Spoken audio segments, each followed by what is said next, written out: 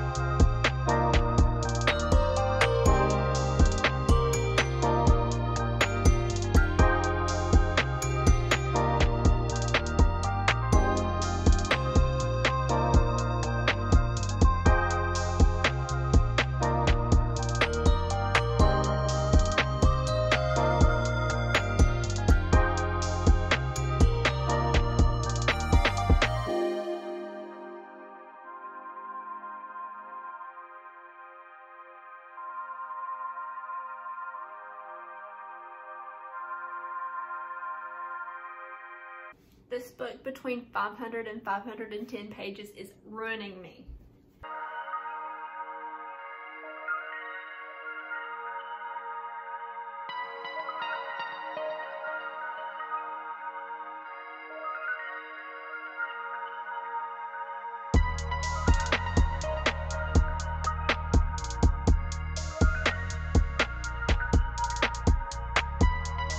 That took way too long, and I had to skip one of them, but I got my books. I have about 20 books in front of me.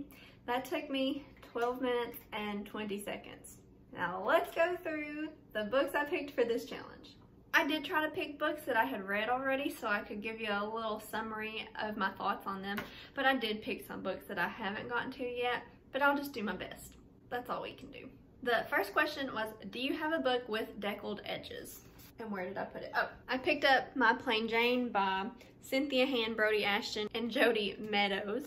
And this book has those uneven cut deckled edges. I have not read this yet, but I've heard a lot about it. This author trio did a series, I think it's called the Jane series, and there's 3 books in it, and this one, My Plain Jane, and this is historical fiction based on Charlotte Bronte's Jane Eyre.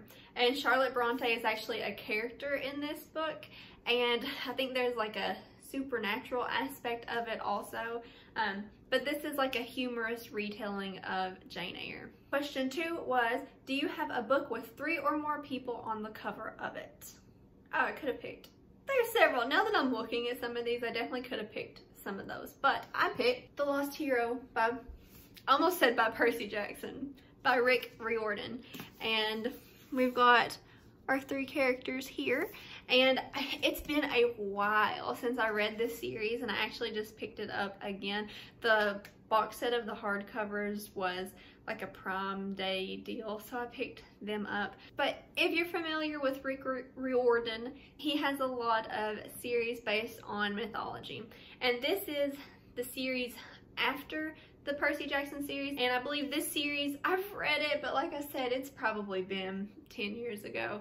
And I believe this series also has some Roman mythology in it, not just the Greek mythology that we got in Percy Jackson. We have Jason, Piper, and Leo. Okay, those names are familiar. But kids that are demigods and they have to save the world. These series from Rick Riordan are just so good. But definitely start with Percy Jackson if you're just picking him up. Question 3 is, do you have a book based on another fictional story? Yes. My Plain Jane definitely could have counted as this, but I picked up The Afterlife of Holly Chase, which is also, it's by Cynthia Hand, who is one of the authors in the Jane series. This is a retelling of the Christmas story, and we have our main character, Holly Chase. She's 16 or 17, and she is a bratty Hollywood rich girl. She gets visited by the ghost of Christmas past, who recommends her changing her ways, and when she does not heed this advice, she has some events happen, and then she gets roped into helping this company put on their Christmas story, and they pick a Scrooge every year, and they like do reconnaissance, and they just build up to Christmas time where they visit this person they have targeted, and they get the Christmas story experience. This is so good. I'm pretty sure I gave this 5 stars, and I would love to pick it up again this time during Christmas. I read it last year during Christmas. This was so good. It's like a young adult Christmas retelling in New York City, and there's some romance in it, but also some life lessons, and this was really good. I would highly recommend, especially getting into the holiday season. Question 4 is, do you have a book with a title 10 letters long? Which one did I end up picking for that? And I found Final Girls by Riley Sager. I said I was going to read this book this month, but I haven't gotten to it yet. This is a thriller, and we follow the Final Girls. And these girls find themselves in this group. I believe it's kind of like, I don't want to say like a therapy group, but it's people who have gone through similar situations. And that situation is being in these scary, devastating events where everyone else died and they were the only ones left. I think one of them is like, she was in a sorority and they were out somewhere, and a mass murderer killed all the other girls, and she was the final girl left. And I think we follow her, and she's trying to put this behind her, but then I think the final girls start getting picked off, and we follow them as they get out of this situation. But this is a thriller, and I'm hoping to read it soon. Riley Sager has a lot of books that get a lot of attention on BookTube. Question 5 was, do you have a book that starts and ends with the same letter? And I picked up Season of Storms by Andrzej Sapkowski. And I don't believe this is chronologically in the Witcher series, but this is a book in our Witcher world. And the Witcher series follows Geralt, who is a Witcher, which means he has been genetically mutated. He's a GMO, he's a genetically modified organism, and he has been mutated to make him stronger, faster, withstand poisons, so that he can hunt monsters. He's a monster hunter in this world. And this world has a lot of wars going on. One of the forces that is part of this war may have some dark forces helping them. And we follow Geralt, who is our Witcher. We follow Yennefer, who is a sorceress. We follow Ciri, who is a gifted child of destiny.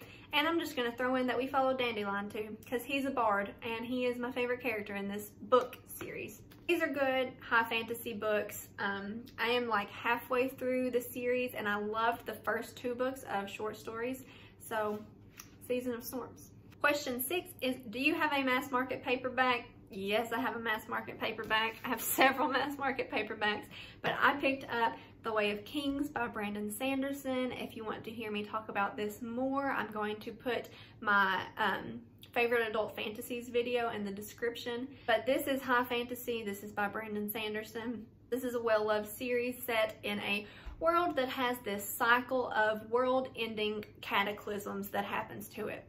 Our people in the current times think that these cycles have ended because of something that they were told happened in the past, but then we start having some signs of another apocalypse basically coming. We follow several different points of view, and we have a great magic system that's based on Stormlight. This is part of the Stormlight archives, and different individuals can harness this power for different abilities. This is a great series. Like I said, I will leave a link to my video where I talk about it more in the description. Question 7 is, do you have a book written by an author who uses a pen name? Riley Sager that I mentioned before is a pen name. I think his name is Thomas Written. But the book I picked up is Into the Drowning Deep by Mira Grant, which is a pen name for Seanan McGuire. I actually have not read any of her books. I don't really know why I know that about her. This book is a suspense thriller novel. I haven't read it. Sorry.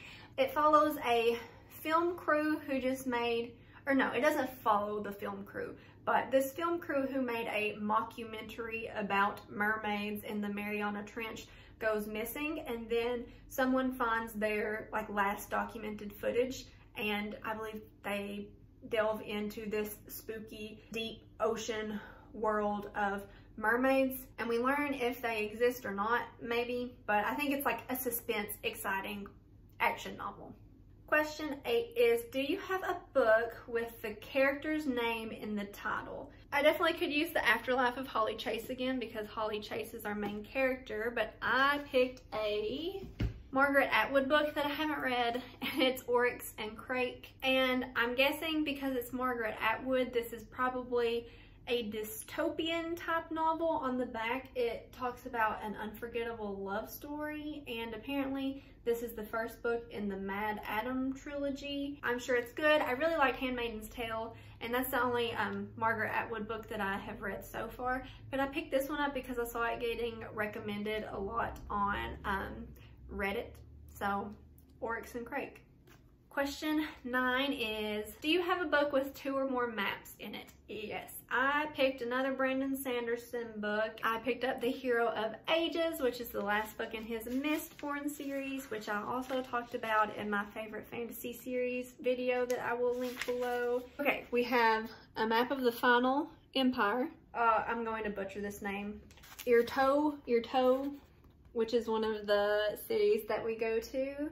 We have a map of Fadrix City. So maps of the world and then maps of a couple of the cities that we spend some time in the world. I probably could have picked any Brandon Sanderson book. I probably could have picked any George R.R. Martin book.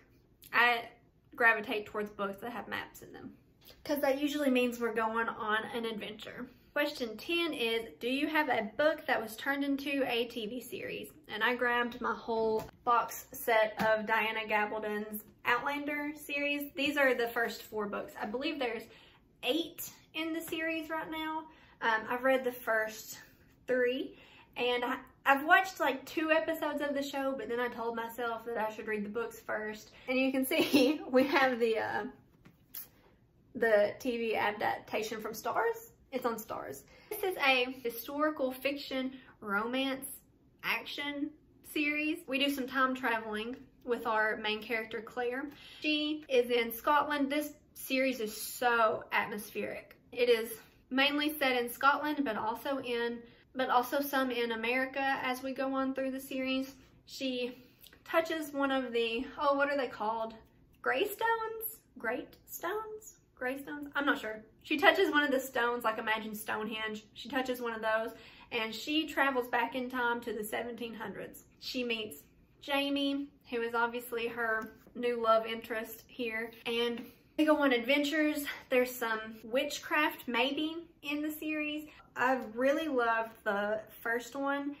The second one was okay, and then the third one I really liked. Honestly, it's almost been a year since I've read Voyager, the 3rd book, and I'm wanting to pick up Drums of Autumn, but honestly these books are intimidating. They're like 1,000 pages each, and eventually I'll get through this 8-book series with 1,000-page books in it, but I do recommend it. It's really good. Oh, it's a little graphic if that is something that bothers you. Question 11 is, do you have a book written by someone who was originally famous for something else?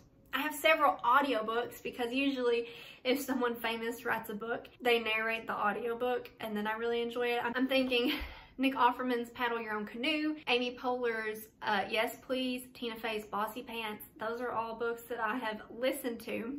But this book I also listened to the audiobook of, but then I liked it so much that I picked it up. This was one of the very first audiobooks I listened to. This is Own the Day, Own Your Life by Aubrey Marcus, and he is one of the founders of On It, which is like a fitness sports supplement company. So I guess I could pick him for this person who was famous but then wrote a book. But this is like a self-improvement type book, and I wanted to pick it up, okay, one, because it had a lot of like recipes and daily regimens and stuff in it, so I wanted it for that. And it was one of the first audiobooks that I just like loved, and so I picked it up and now I have it. And I still really like Aubrey Marcus. I think he may be writing a new book. Question 12 is, do you have a book with a clock on the cover? And yes, I do, and sadly I only know this for sure because I watched Brittany the Bibliophiles Do I Have That Book Challenge, and I saw her pick this book, and I tried to look for another one, but then I just knew that this had a clock on it. This is The Last of August by Brittany Cavallero. This is a Sherlock Holmes, I don't want to say retelling, but the two characters in this series, Charlotte and Jamie, are like the descendants of Sherlock and Watson.